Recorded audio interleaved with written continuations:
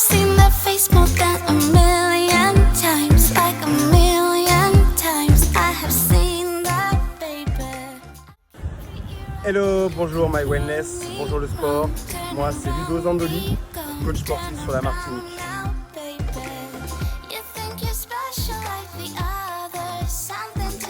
Aujourd'hui je vais parler de mon expérience concernant le fasting. Le fasting c'est quoi? Comment ça se fait? Qu'est-ce que ça fait? Qu'est-ce que ça produit? Et pourquoi ça fonctionne? D'accord? Et pourquoi les régimes eux ne fonctionnent pas et ne fonctionneront, ça veut dire jamais.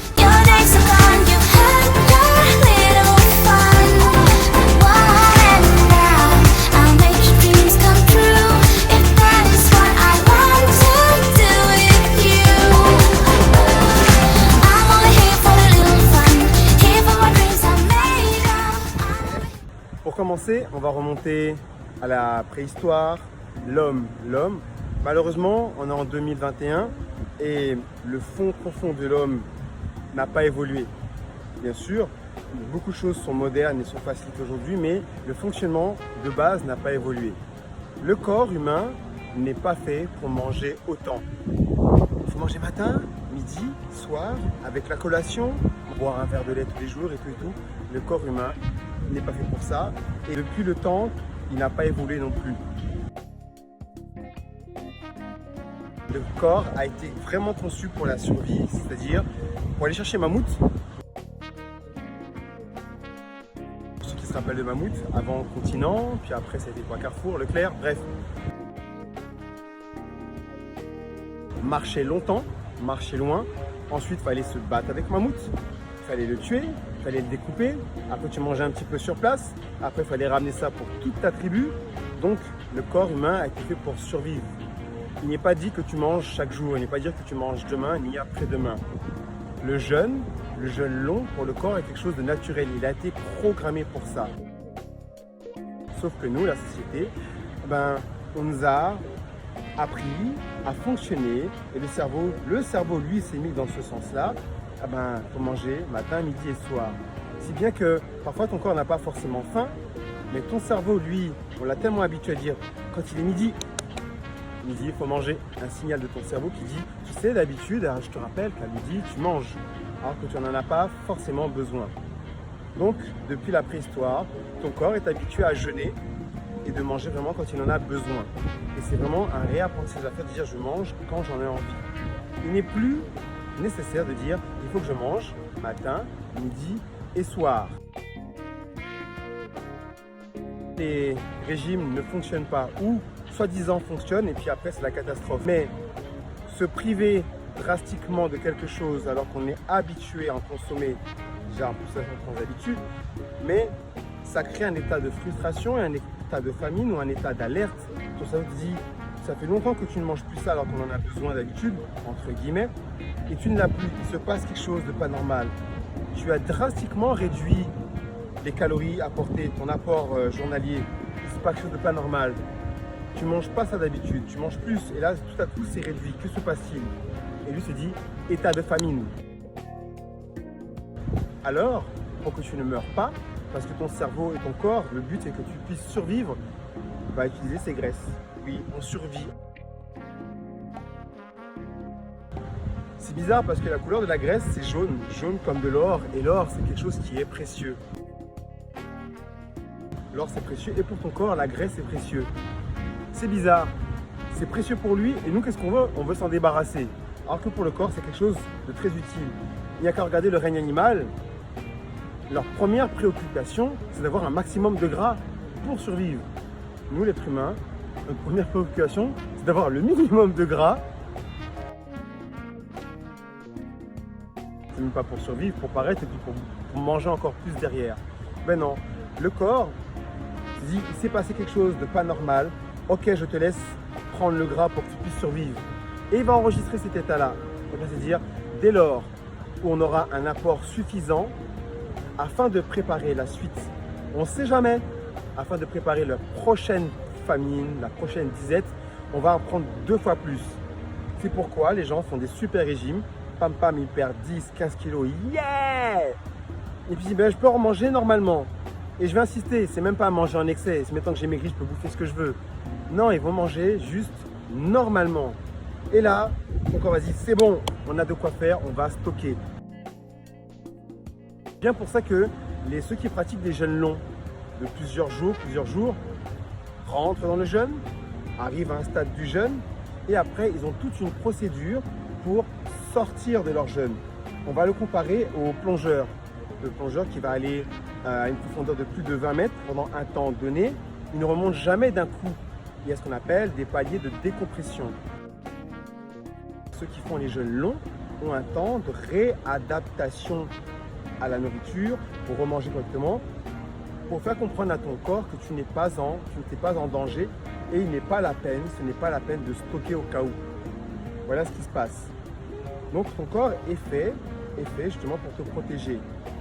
L'avantage du jeûne intermittent, lui, ton corps ne reçoit pas le signal de mise en danger. Fasting, jeûne intermittent, comment ça fonctionne? On va juste rentrer dans les règles de base. Tu n'as pas besoin de manger toute la journée. Fait qu'en général, on prend du gras. Il y a deux agents, deux ennemis, on va dire, qui ne travaillent pas pareil, pas ensemble et pas pour la même chose. Manger autant sucré à notre époque, ce n'est pas normal. On ne mangeait pas autant de sucre. Maintenant, il y a du sucre dans tout, dans n'importe quoi, dans la viande, dans le jambon, il y a du sucre dans tout.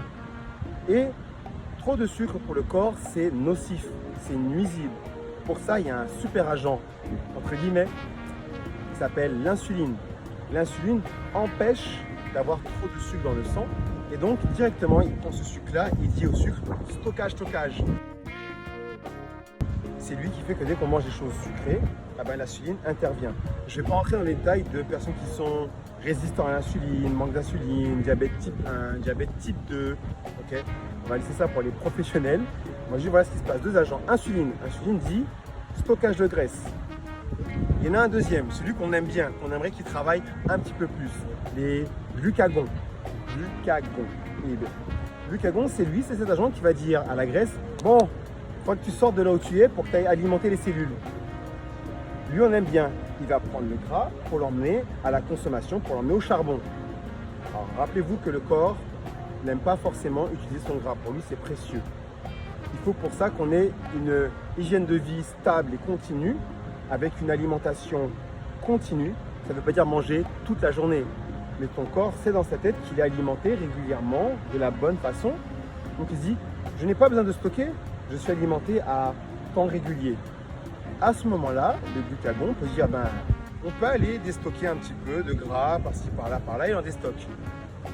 L'inconvénient, c'est que insuline et glucagon ne se parlent pas, ne se voient pas. L'un a peur de l'autre. Je dirais même, c'est glucagon qui a peur d'insuline. Tant que insuline est présent dans le sang, glucagon ne sort pas. C'est après, on me dit, c'est après, entre 6 à 8 heures, même plus proche de 8 heures, tu as mangé ton repas, l'insuline intervient, et 8 heures après ton repas, que Miss Insuline s'en va. Et là, glucagon sort. C'est là qu'on joue avec le jeûne intermittent. Il faut favoriser le temps d'action de Mister Glucagon et laisser le temps à l'insuline de sortir. Si on réduit le temps où l'insuline est là, et on augmente le temps pour que le glucagon soit présent. Première astuce, c'est que la nuit, et oui, pendant que tu dors, la nuit fait partie du jeûne. Et oui, pendant que tu dors, tu jeûnes, tu t'en es pas peut-être rendu compte, mais et oui, tu jeûnes facilement en dormant. Sauf que c'est pas suffisant. Quand tu dors bien, si on fait un bon sommeil, c'est 8 heures. La plupart, on va dormir 6 heures. On sait bien que c'est à partir de 8 heures max, parfois un petit peu avant, que le glucagon va arriver. Donc on se dit 8 pour qu'il arrive. Alors on va laisser un petit peu plus. Allez, les 8 plus 4, ok, 8, 4, 8, 9, 10, 11, 12 plus 4. 4 heures encore, ça fait 12 heures de jeûne. On peut aller même jusqu'à 16 heures. Moi, je vais jusqu'à 16. 8 heures pour que l'insuline s'en aille et que le glucagon arrive. Et tu rajoutes encore 8 heures pour que le glucagon ait le temps de travailler. Et je vous assure qu'il travaille très bien. On inclut déjà la nuit. C'est déjà une partie de facile à faire. J'inclus la nuit.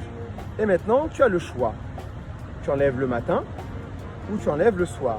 Ça va dépendre de toi, ton moral, ton humeur, comment tu te sens. Hein. Il faut vraiment que tu sois bien et à l'aise. Et je vais insister sur le mot à l'aise. Tu enlèves le matin ou tu enlèves le soir. Mais attention, ce n'est pas sauter un repas. C'est réduire la fenêtre dans laquelle tu vas t'alimenter. 8 heures pour t'alimenter, 16 heures pour ne pas manger pour jeûner. Par exemple, pour mon cas personnel, j'arrête de manger à 17h, 17h30, on va compter 17 heures. 17, 18, 19, 20, 21, 22, 23, 24, 1 et 2. Ça fait déjà, d'accord, ça fait 10 heures, il est 2 heures du mat. 2, 3, 4, 5, 6, 7 et 8. Au bout de 16 heures, il est 8 heures du matin. À partir de 8 heures du matin, je vais recommencer à m'alimenter. Personnellement, je m'alimente parce que je suis dans ma préparation matinale, vers 9 heures. Donc, 8 heures pour s'alimenter et 16 heures pour jeûner. Donc moi, comme je vous l'ai dit, j'ai enlevé le matin.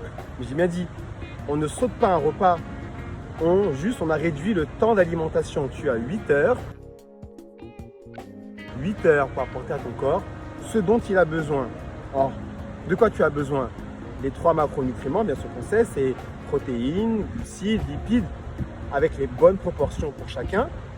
Et bien sûr, je ne vais pas entrer dans le quota calorique, il faut tant de calories par personne parce que le métabolisme de base, plus le métabolisme actif, ça je laisse ça la part aux nutritionnistes de gérer ça pour vous, à chacun son métier.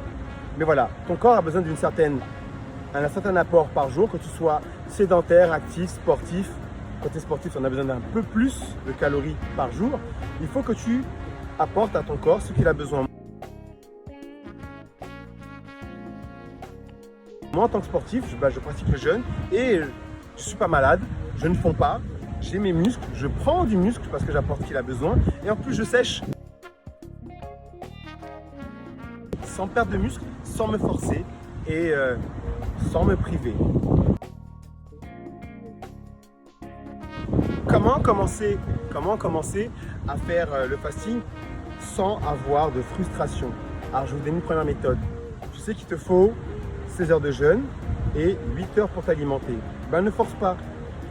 Tu vas te lever. Si tu veux enlever le matin, tu te lèves le matin, tu te dis voilà, d'habitude je déjeune à 8 heures, tu repousses d'1 heure. Ah ça va bien, 2 heures, ça va mieux, 3 heures. Ah ça va pas, tu manges. Normalement, tu fais tes repas. Petit déjeuner, collation, dîner. La prochaine fois, si tu es encore du matin, tu repousses un petit peu plus.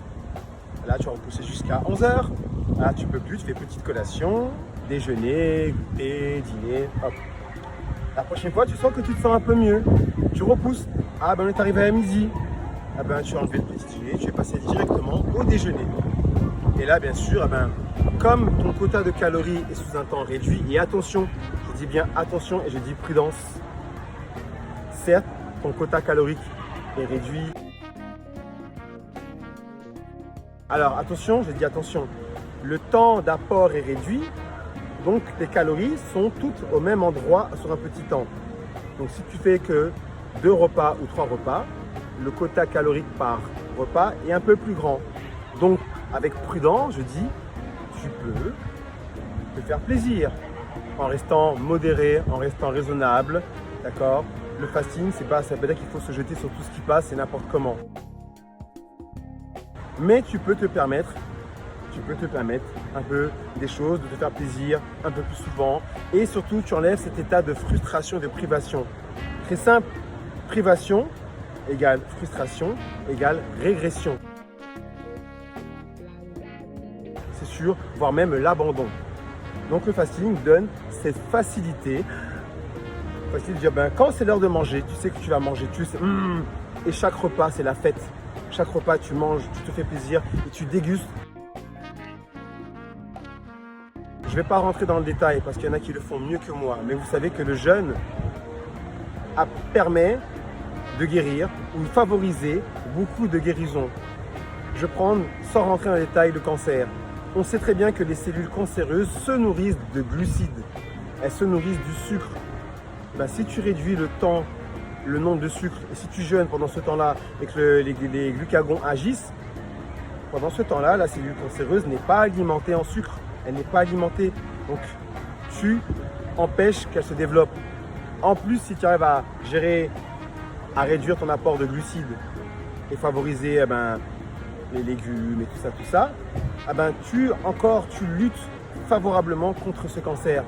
Je le dis, beaucoup de gens ont fait des jeûnes, ont pratiqué des jeûnes et ont gagné contre le cancer. Mais ça, c'est un autre débat.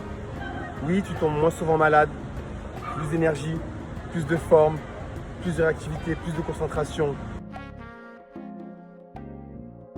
Astuce, préparez le repas à l'avance ou programmez ce que vous allez manger à l'avance pour ne pas vous jeter sur tout et n'importe quoi. Quand c'est préparé, non seulement tu en profites, mais tu sais que tu manges des choses de bonne qualité parce que tu les as programmées à l'avance. Il est vrai que j'ai dit que le fasting permet de se faire plaisir, oui, d'avoir des petits plaisirs parce que le plaisir fait partie de la progression. On n'est pas là pour être constamment frustré. Néanmoins, plus vous allez favoriser une alimentation de qualité, avec des aliments de qualité, moins de transformés, plus d'état brut, plus les résultats en seront que démultipliés. Alors oui, moi en tant que coach sportif, oui, je mange des glaces. Et le fasting me permet d'avoir une hygiène de vie relativement correcte. Et de plus, le fasting vous permet doucement et progressivement de vous éloigner et de vous détacher de certains aliments nocifs. Donc vous avez les grandes normes du fasting, il y en a plusieurs. Réduire le temps d'apport, augmenter le temps de jeûne, que ce soit le fasting du matin ou du soir, prenez celui qui vous arrange. Moi j'ai testé les deux, le matin, c'est sympa. Et maintenant je fais le soir et le soir, je crois que le soir me convient mieux. Et en plus, je fais des économies. Si je ne mange pas le soir, je vais essayer autre chose. Je vais partir le week-end, faire des petits plaisirs, des petits voyages. Voilà. Donc, si vous avez des questions, n'hésitez pas. Mettez-moi tous les commentaires. Envoyez des petits messages, posez toutes vos questions. Il n'y a pas de questions bêtes.